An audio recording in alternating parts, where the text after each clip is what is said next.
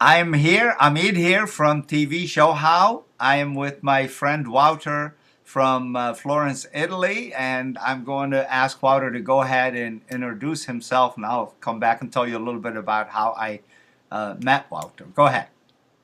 So, buongiorno from Florence, Italy. Buongiorno. Uh, my name is Wouter Looten. I'm the author of the new book, The Widower's Manual. And in this book, I teach guys who lost their wives how to get back on track. Even though they have no idea how, I'm going to explain in this book how you get back your life and go from there. So I wrote this book because 14 years ago, I lost my spouse. And I was a young guy, I was 29 at the time, and I was suddenly confronted with this death, and it totally knocked me off my feet. I didn't know where to go, what to do. And what I remember is that my close friends and my family, they told me, we really like to help you, but we have no idea how. And it's not that there's a guidebook or a manual out there that teaches you the steps that you can take towards a new life. And although I haven't been doing anything with that information for a very long time, it kept on running in the back of my head. And finally, this summer, I decided just to write this book myself, simply called The Widower's Manual. The Widower's Manual. The Widower's Manual. You want to say your full name so when it comes out, we know how to find the book? It's Okay, Wouter. so Wouter Looten, Looten, and the book is called The Widower's Manual. It's going to come on the market. Well, the official launch date I still have to set with the publisher, but it's probably going to be in the spring, and it's going to be a little earlier available through my website. It's probably February, March, I think. Okay. Now, before we go to the website, and I'll take us there in a minute, I met Wouter in a group, and he was kind of quiet. There's about 500 of us, and if you've been watching these videos, you'd know that we've hugged, laughed, and joked, and danced, and enjoyed each other's company, and we continue that relation. There's over 500 authors in this group, and we live kind of in a neat space. But I keep seeing his name. He likes people, but he doesn't make many comments. And finally, I read under the name, it says The Widower's Manual. And I thought to myself, oh my God, I bet he has a story. Like when one of my relatives lost his spouse, and I was like, what do you say to that person, you know? And it turned out that that person himself, not so sure sometime, and I think Wouter is going to try to teach us a little bit about that. Tell us about the struggle. You have a kind of a sad beginning to a story that you're trying to turn into something very positive. What happened to you? Yes, yeah. The story starts very, very sad, and it becomes better along the way. And it comes to a point where I'm now that I'm fabulous, I'm enjoying life. But as you said, it started out very, very sad. 14 years ago, I was a young kid, I was 29, and I lost my wife. And at the time, she was working for a garden decoration company, and she designed pottery that you put on your terrace. Yeah. And the factories of that company, they are in the Far East. Yeah. So she went on a business trip to the Far East to check on the production. Yeah. And I remember she called me on a Monday night, and she was very enthusiastic. She said it went very well. We worked all weekend, and the results are great. And before we jump on the plane on Thursday heading home, we treat ourselves and we go and visit the local market. It's a well-known tourist market, and we're going to walk around for a couple of hours. So, well, great, I'm happy for you, and I'll see you Thursday. So on that Wednesday morning, she went with two colleagues to that street market, and it was around 10 o'clock in the morning, and she was visiting some of the booths, and she was buying some china. And out of nowhere, there's this crazy person that I think he tried to rob her or something. And he has a knife, and he just stabs her. Wow. And the knife, I mean, what are the odds? It went directly in her heart, and wow. Well, you die. So it wasn't like this explosion or anything. It was just a knife. Yeah. Wow. So there was, So the act was very violent. That was also difficult to handle for me at the time. Yeah. But because of the time difference, and there are 7-hour time difference between the Far East and where I used to be in Holland, yeah, I was sleeping. Yeah. I'm sleeping. So a couple of hours later, I wake up, I do my morning things, I get in the car, I drive up to work. Yeah. And while I was sitting at work, I had my desk at the window, and I see this car pulling up the parking lot, and I recognized the car because it was the car of the colleague of my wife. Yeah. So what is he doing here? I mean, his office is a 2-hour drive away. Wow. He doesn't do any business with us. Yeah. But then immediately you get that there's something terribly wrong. Wow. And you feel it. Yeah. So what I did, I stood up, and without saying a word to anybody, I just went down into the lobby. And I met the guy in the middle of the lobby, and without any introduction, he just spoke the 3 most devastating words I've ever heard in my life. Judith is dead. Wow. And I thought, what? I really didn't know what to say. I said, I mean, are you sure? I just spoke to her 2 days ago. Everything is fine. She comes back tomorrow. And I said, are you sure this is not a mix-up? But it wasn't. And from there on, it became blurry. It was like I put my head in a bell jar, and I saw people around me moving and talking to me, but I didn't hear anything. I just saw their mouths moving up and down. Wow. And some people brought me to my parents' house, and the next thing I remember is that I wake up in the morning, and I look at the ceiling, and I recognize the ceiling because it was the ceiling of the guest room of my parents. And you were at your parents' house? At my parents' house, yeah, Okay. the next morning. That cut out, but I'm not going to edit it. This is incredible. And I thought, geez, what a bad dream it was. And I look beside me, and I see an unused pillow. And there I realized this is not a dream. Wow. Yeah. So it was the start of a nightmare. The story starts out like this, yeah. And So this is the struggle. I want to try to lighten it up a little bit, as sad as it is. This is the awkwardness of the me in the world. What do you say to somebody like Wouter at this time? No matter what you say. What do you say? I love my wife, and I can't fathom losing her. Okay? And you did. What do you say to somebody? Well, there are just a few people who really know what to say. And it depends also on the moment, where you are, but it's not really about what you say. It's just more about being with people and being available. And what I liked personally at the time was just to sit somewhere with a bunch of friends and have a drink somewhere and talk about whatever things that came up. And because the thing is, you don't want to talk about it constantly. And you take your time, and because it takes a very long time. And I mean, the story starts like this. This is not the struggle. This is the event which causes the struggle. The struggle comes afterwards. That you want to pick up you want to pick up your life again. But what I did, and as so many other widowers in the world try to do, is really to pick up your life any way you can. You pick up the pieces, but you keep on hitting the same walls because you try to do the same things as you did when your wife was there. But that's in fact the old world. And unfortunately, the old world also died together with your wife. So after a while, you realize, I have to invent a new world, and with that, a new me. But Wouter, I want to interrupt you for a second to say that I want to lighten this up a little bit. There's a really nice ending to this video. I'm actually going to play your victory video at the end. Wouter, when you got, and I'm going to let the cat out of the bag, you got a contract to write a book, which I am so anxious to read the chapters of. And I would love to hear the audio version when it's out. So there's a happy ending to this after 14 years, folks. But this is a guy we're going to ask a lot of questions to, and I'll hope you'll make yourself available for our audience when they do ask questions under these videos to respond personally. So if you're interested in knowing any of these questions, I had a ton of questions. And I won't ask a ton. This will be a short interview. I want to leave a lot of the teasers for the book.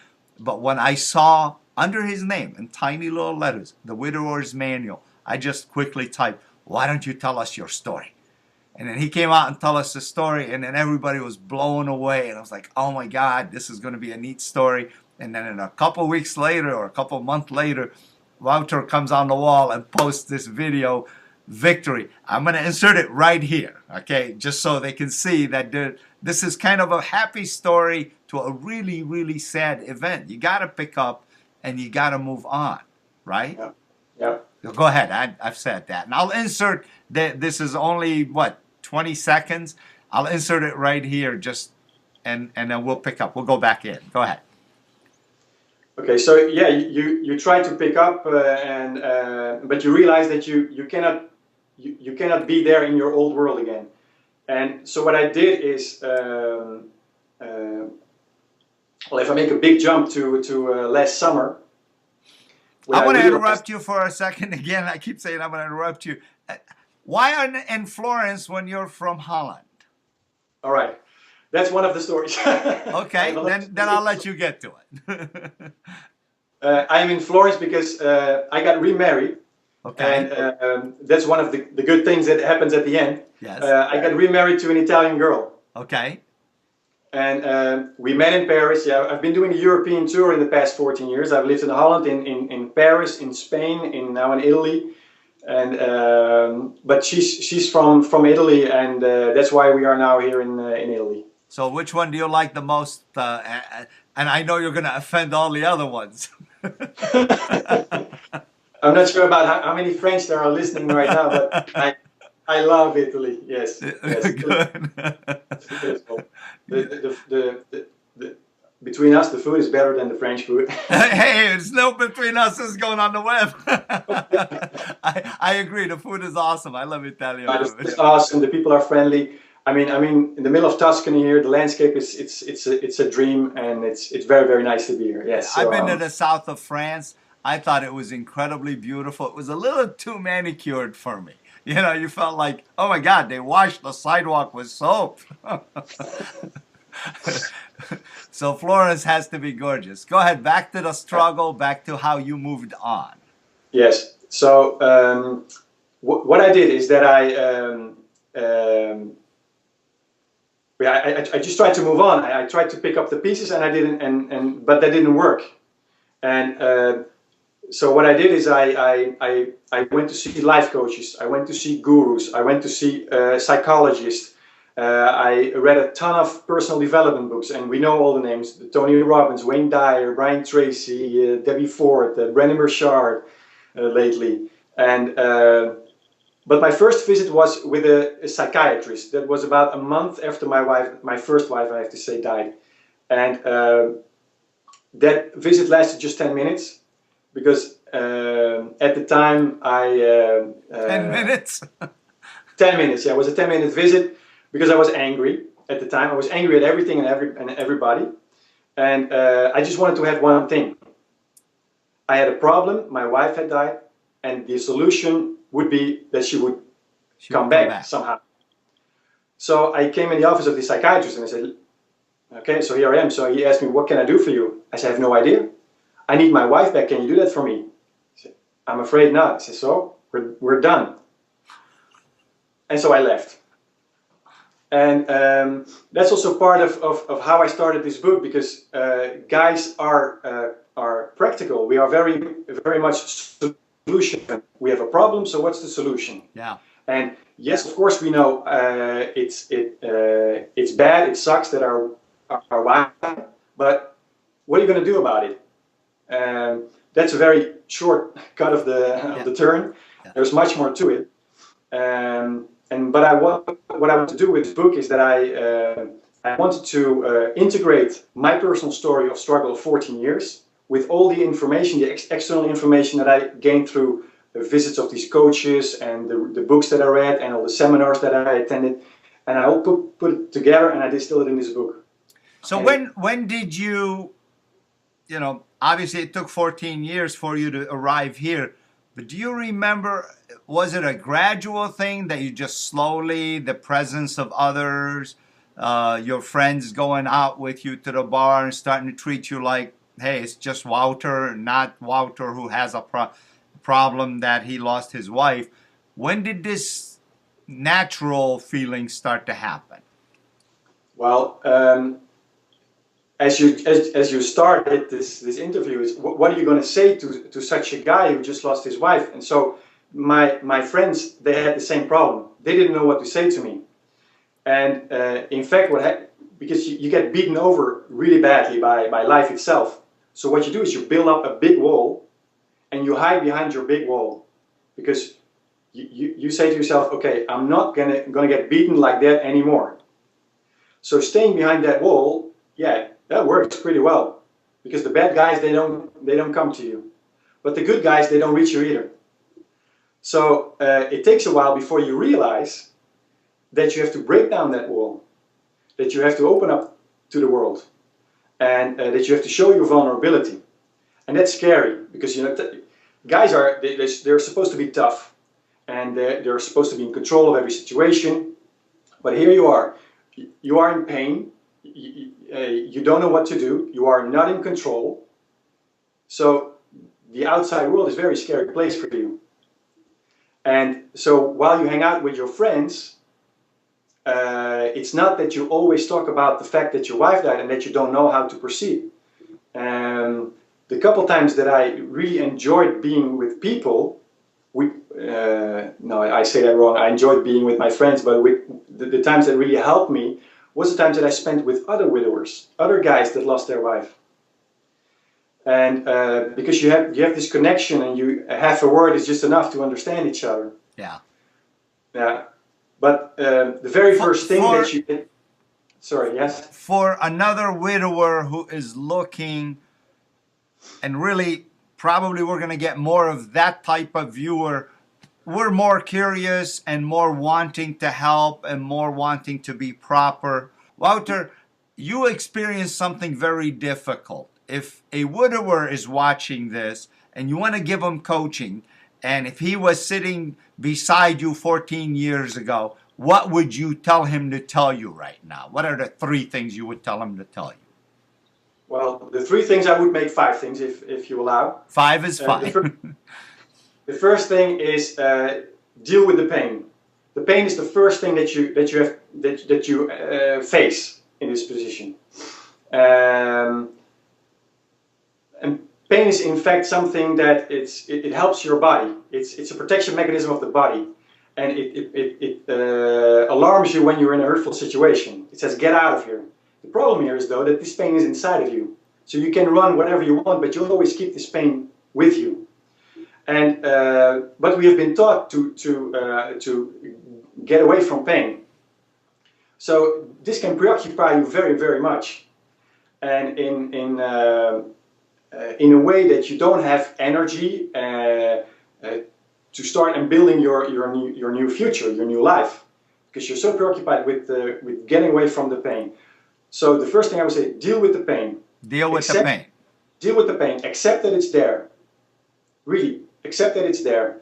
And in my book, I make 3 or 4 levels. First, accept the pain, and in a later stage, embrace the pain. Be happy that you're in pain. Link the pain with the love that you feel for your wife. So if you do that, and you are in a lot of pain, it means that you love your wife very much. Nice. And the second thing is share your story. Because what you have to do is you have to invent your new world and your new you. You do that in the actual world. And if you don't share your story, you don't get the feedback from people. And with this feedback, you can build a new identity if you want. The third thing that you have to do is to dare to lower your guard and to open yourself up to the world. Show your vulnerability. Have the courage also to let go, because that's very, very difficult. Because also I cling on the personal objects of my first wife, and I remember I was sitting in the house. We bought just a new house 6 months earlier, and the first time that I arrived in that house, it was all empty, and I sat down on the couch and I looked outside and I went, how can I leave this place? Because I knew when I leave this place, I would leave her. Because you make all up strange stories in your mind, and but then you have to realize that these things are just things. The house is just a house, And sure, you have your memories attached to those things, but these memories, they are in your head, in your heart. So, You can take but them you have with to, you. yeah, but you have to have the courage to step away from that. The fourth thing that you really have to learn is to interact and to meet with new people. Um, you have a new label, you have a new name tag on your front head. It says widower. And I know you don't like that, but here you are anyway. And we have all different kinds of roles in our lives. I mean, I'm a husband, I'm a father, I'm a brother, I'm a son, I'm a friend, I'm a writer. And Author. for each yeah, for each role you play in a certain way, and you have a certain experience. I mean, I know how to be a son. I know how to be a father. I know how to be a friend because I have a lot of experience there. But if you just lose your wife, you're also a widower and you don't have any experience. So you have to get into this new role. And how do you introduce yourself to new people when you because a lot of people, they don't know how to deal with that. And so I write about that in my book. And one of the things that I write about is when I met my new wife. And you get a whole different kind of problems throwing at you because you come up with a new girl. And that's very difficult for you, but also for your new girlfriend. And I know that if you just lost your wife and you talk about this subject, you say, yeah, but I'm not going to have a new girlfriend. That book is closed. I don't want to have this anymore. But I always say stranger things have happened. You never know what's going to happen. And one day you might find a new person in your life. And the fifth thing, which is very, very important, is to care. Because in the beginning, and excuse my language, but you just don't give a damn anymore about anything. Not about your life, not about yourself, your friends. You just don't care anymore. It's that your heart beats automatically and you breathe automatically. Because if you have to do effort for that, you just don't do it anymore. Wow. And then somewhere down the line, you find yourself in a situation that you are upset. Because in my case, I remember that I was in a traffic jam and I was late for an appointment. And I got really upset because I was in a traffic jam. And I saw this woman next to me in the car. She was smiling. And I remember, what are you smiling about? I mean, we're in a traffic jam. I'm going to be late for my appointment. And then it just hit me. I care. I care for being on time. So it means that I care again for the normal things in life. So how long was it? Sorry? How long? How long between the event and when this traffic jam finding out that you give a hoot? It was about a year after, I think. Okay. So it took you about a year to deal with all the pains or most of the pains. Yeah, yeah. Incredible. So and so that's number 5. 1, 2. Number 5. Then you realize that when you care for yourself, because there it starts. It starts caring for yourself. I like the example that I always use when you're in a plane and the flying attendant says when the air pressure drops, the oxygen masks appear. First put your own and then help others. Yes. Because if you don't help yourself first, you cannot help others. Yes. And so you start to realize, okay, I have to care for myself, and then I can help others. And I always say to care is really the oil of your inner engine. It flows out to the other other angers. Yeah. Yeah. I'm very stunned. I'm gonna summarize real quickly the 5 stages: accept the pain, share with others, open up. Get out from behind the wall. Let people reach you. Meet new people, and begin to care again. Those are the instructions to the widowers. I would like you to now take a minute and give some instructions to us who care enough about Wouter, but when we arrive, it's like, what do I say? I mean, all I know is I walk up to somebody, I hug them, and I say, I'm sorry. And I'm like, it's so empty. Did that help? But I also remember when my father passed about 5 years ago, Mom would arrive at the home, and we had dad there, and then the village. We live in America, but most of our village lives here in the United States. Started showing up, and you could literally see her pain level get calmer and calmer. And by the end of the evening, say, "See how many people came to see your dad?" And actually, it was a bit of a kind of, dare I say, a bit of a joy that so many people loved and respect the man, and it sort of validated it that her loss was that valuable. So what do you can teach us? What can we say? What could we, besides being there for you in step 2 and 3, what can we say? What can we do? Well, first of all, be real, be authentic. If you don't know what to say, I don't know what to say. I feel very sorry. And but like I said before, there are just a few people who really know what to say. And what I would like to say to widowers is to encourage people to tell a little bit more about themselves, about their feelings. Because if you do that, then the discussion starts.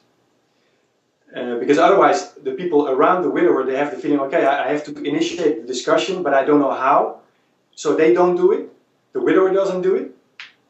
And no one talks. And you have an awkward moment. Yeah. Yes. Yeah. Yes. But if you don't know what to say, just say that. I don't know what to say. I feel bad. That's it. What is old world, new world? When did the world become better for you? I mean, I realize at 1 year you still carrying all this pain for a person you love, but now you've discovered, well, I'm now starting to care. Okay, when did we transition to we're gonna meet somebody? Can you give us a little bit of a timeline how that happened, and give us a happy ending so I can get the people cheered up a little bit? Well, I'm smiling now. Well, the most important thing is for me after a year that I realized I care, and from there on I made my new steps. If I look back now, I know that after 4.5 years I met a new girlfriend, which now is my wife. I became a father of a beautiful little girl. But in the meantime, I still struggled with a lot of old ghosts, and I still tried to outrun the old ghost. And I went from Holland to Italy, from Italy to Spain, from Spain back to Holland, from Spain to France, from France to Italy again. And I thought, maybe there is a better life and a solution somewhere in that other country. But I kept on bringing my old luggage with me, so my old problems, my old ghosts, they kept on traveling with me. And when I really understood how I could tackle that was only 6 months ago. Wow! And the secret was, and it's the number 2 of the anchors I call them, of the 5 anchors that I just described, is to share your story. Yeah. Because to deal with pain, you have to do yourself. Yes. And sometimes you do very. Sometimes you're all the way back down, and it still hurts. And that's the way of life. I mean, you go up and down. It fluctuates. It's not a flat line. And so that you have to do yourself. To open up, you also try. You get out there and you meet new people every day. So that you also do that. To care we talked about, but the fact to share the story and how important that was, I just found out 6 months ago. Wow! And so when I realized that, I just spit out the book in 3 months. Well, you know what? From when you showed up on the wall in the group, and for the audience that doesn't know, we're both students of a great teacher. His name is Brendan Bouchard. We didn't physically meet at Expert Academy. We both were there because there was 800 people. So I missed meeting you. I can't wait to meet you in person. And hopefully this interview I'll get to do again with you when we could be in front of a camera instead of on the internet where technology kind of plays games on us. Although you've held up pretty good. Normally I get quite a bit of internet traffic issue. So during that time, basically when in the group, you sort of discovered your ability to open your mouth and Let's not open your mouth, to open your heart and spill out what's inside. And that's all within the last 6 months. That is incredible. Yeah. That is Because for the rest, it's like as what Jeff Walker calls baby steps. You make baby steps. You make little progress. You go back a little. You make again a little progress. You understand that life goes on, and you understand it because you read all the books and about personal development, and that you are in charge of your own destiny. In fact, that you have to make your own life, and you understand it, so you try. But if you don't share that with the world, your world stays very, very small. Yeah. And that's one of the first problems that you also face when you become a widower, because your world is so small. And you think you're the only one that lived through this. And who understands you. So why bother to share my story? Yeah. And so it took me 14 years to realize that. Yeah. So that's quite a long period. And so what I want to do now is, with this book, first of all, is to share this story with the world. Because if I knew this 14 years ago, I would have had a different life by now. Yeah. That's for sure. Yeah. That's for sure. I know all of our audiences probably wondering about, and I don't want to step into your private life, but how does your current wife, who probably now occupies a good chunk of your heart, how does she feel about the fact that your focus of your life is to teach others about how you struggled with the pain and so forth? Share with me a little bit, and I bet it's a pretty unique experience as well. Well, yeah. Well, first of all, she's amazing. She taught me a lot about personal relationships, where I was really, like I said in the beginning of the interview, I was angry. I was a pain in the butt for people. I acted like a moron in the beginning, and because I just didn't care anymore. You know, I don't care. You become destructive, not just for yourself, but also for the people around you. Yeah. And she taught me really a lot of things about how to treat people, how to deal with people. And so I felt also very sorry that she was object of well, it was not misfortune, but people were very angry at her for coming into my life. And oh, wow. Yeah. But And when did she come into your life? she came about 4.5 years after my first wife died in my life. So even at 4.5 years, we, the public, are not that forgiving. We want you to be single the rest of your life. What is the story? The story there is that what I said before, everybody has a role. And Water, like Brendan taught us. The people close to me, they had also a new role in their life. They had the role of caretaker. They took care of me. But once I had my new girlfriend, she took over that role. So I didn't need them anymore. And at that moment, they got confronted with the fact that also they lost someone. Because sure, I lost my wife, but they lost their sister, their sister-in-law, their friend, their colleague. That's also a loss. And after 4 years, or 4.5 years, they had to start dealing with that loss. Wow. And that hurts. And you don't like that. So you take it out on the thing that caused that pain. And that was my my girlfriend. Yeah. So that's what I said. The strange situation starts, and so I become protective, and I say, you know, I stand in front of her, and you don't touch her because she didn't do anything wrong. She helps me, you know. Yeah. I'm happy with her, Yeah. and we're gonna be a couple from now on. We're gonna go forward. Yeah. And but she was the one that said, no, listen, this is understandable because and this and this and this. So she taught me a lot, and so she's amazing. And also because 6 months ago I said, listen, I have this idea of sharing my story with the world, and how do you feel about that? She said, great. Wow. Go ahead, you got my blessing. Wow. It's part of who you are right now. And because you're a widower, you stay a widower. The pain doesn't go away. You know how to deal with the pain. But every time you tell the story about loss, you feel it.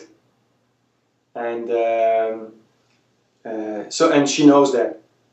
But she said, I give you my blessing, you go for it, and this is a wonderful opportunity for you, and I know how much you can help other guys with this story. I know. Yeah. And you know what? My gut feeling from that one day when I saw under your name the Widower's Manual was you had an incredible story, and I know we've only scratched the surface. Would you promise? I know you're going to be very popular on our TV show, how to be the most to deal with the most devastating thing in your life if God forbid you lose a spouse, and the Widower's Manual was written for that purpose.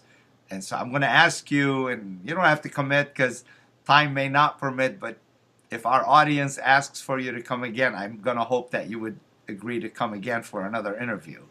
Yeah, my pleasure. Yeah, And, sure. and I'm hoping we do it sometime either in California or in Florence or in Paris or wherever you want to be. I'm fine.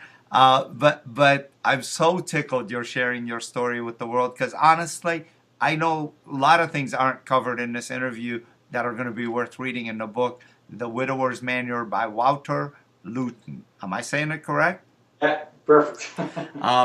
And I'm so tickled. Is there anything you would like to add? Because I know I went through. I didn't go by my normal questions because this is such a non-normal subject, and I wanted you to go with it. Did I miss anything I should let our audience know? No, no, I don't know. The purpose of this book is really to help guys get back on track with their lives and to understand that the death of their spouse is an end, but it's not their end, and the world is still a beautiful place, and there are still magnificent things going on, and you still can create a wonderful life for yourself. And the thing is that you have paid a very, very high price as a widower to understand how delicate life is, and that it can end just like that. And in order not to use that experience, that's, in my opinion, that's silly. Well, it's not even silly, it's a waste. I mean, normally if you would pay a high price for something, for a product or a service, you want to take some benefit from it. Wow. And what a perspective. You have gained a huge experience, and you've paid a very, very high price. And just to put that aside, that would really a waste. So use that experience and use it as a driving force to push you forward and really to create a wonderful life. And of course, you don't know how to do that in the beginning, but that's where the book comes in. And that's where the Widower's Manual come from, huh? It shows you how you can build a foundation on which you can create a new life, and that's my purpose. And I really want to reach out to these guys. And I know that there are quite some guys out there who lost their wives. They don't advertise it, so to find them it's difficult. But they have always their family and their friends around them who want to reach out, and they don't know how to do it. And perhaps this is a way to help these guys to get back on track. Yeah. Excellent, excellent. If you, I know you have a contract with Morgan James because they're publishing the book. There are some things you can do and some things you can't. So I'm going to ask you, I usually always ask for a present for our audience for watching this. Can we get like maybe a chapter as a PDF or a video that you're comfortable? And I'm going to have there's going to be a link under here. If you could sneak some material that Morgan James will say is okay to give as a gift, can you try? Yes, I'm sure they have no problem whatsoever with that. As it is, I'm currently writing a copy for my for the videos that I'm shooting for my website. Yes. And part of the copy is part of the book, in fact. Yes. And no, I really want to reach out with people. I show them a little of the book and what it's about. Good. And so they get a feeling with it. Yes, good. No problem. So there, ladies and gentlemen, there's going to be a link under this video where you can go get a small PDF that Wouter will have as his thoughts. I'm hoping it may include these 5 points that we did. Wouter, I cannot thank you enough for coming forward. I know I have a lot more questions, but this interview has gone long, so I'm going to stop. You'll come back again, right? Come back, sure. Thanks for having me. Okay, you will actually have your own channel on TV Show How Network. It is going to be the Widower's Manual channel or Wouter Looten channel, whatever you decide. TV Show How wouterlooten.com is where we're going to house this. And it may be on the socialmedias.com as well, but where it gets housed is not as important as the content. Please share this. Please subscribe. This content comes to you free directly from the authors. And at some point, he may have a link to where the book is. Please purchase it from him. That's how he supports himself and he supports his family. Wouter, it's such a pleasure. Thank you. Thank you, Amit. See you. Good seeing you. Bye-bye. By the way, I'm looking forward to seeing you in person. Bye-bye.